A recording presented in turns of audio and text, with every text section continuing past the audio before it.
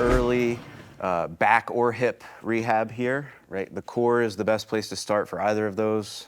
Really the whole body if we want to get technical down to it, but for our purposes here, we're going back and hips, so spread your knees for me.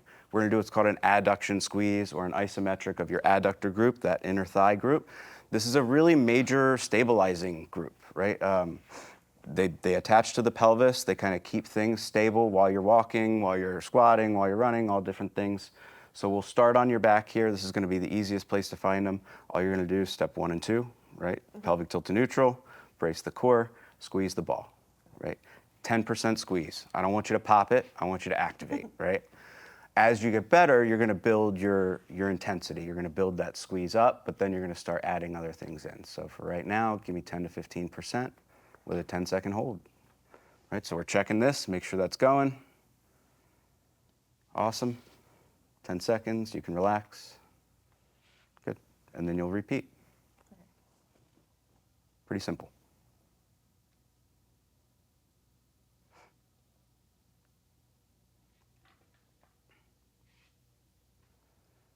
So the next thing I want to add in here, sort of a progression, is going to be hip internal rotation.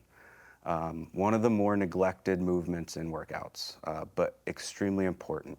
So the muscles that perform it, you're looking at TFL, the glute min, some of the adductors, basically the rotator cuff of your hip, right? If we want to think about providing stability, it's going to counter rotation in both directions. It's also going to stabilize abduction a little bit, and then it's going to help glute med do a lot of its functional tasks when you're standing, okay? So to activate on your back here, we're going to be looking at open chain. So foot's not on the floor.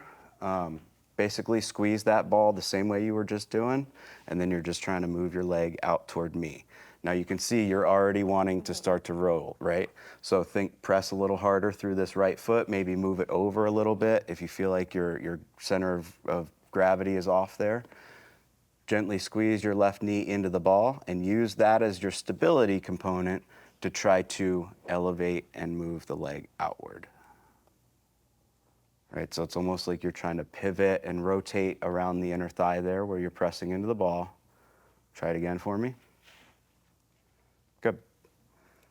So a couple compensations you might see is a lot of hip hiking or side bending it might look like. Try to prevent that as best you can. If you cannot prevent it, you might not be quite ready for this exercise, or you should, seek out a physical therapist or somebody who can monitor you and teach you how to do it a little bit better. But go ahead and try again. Looks pretty good here.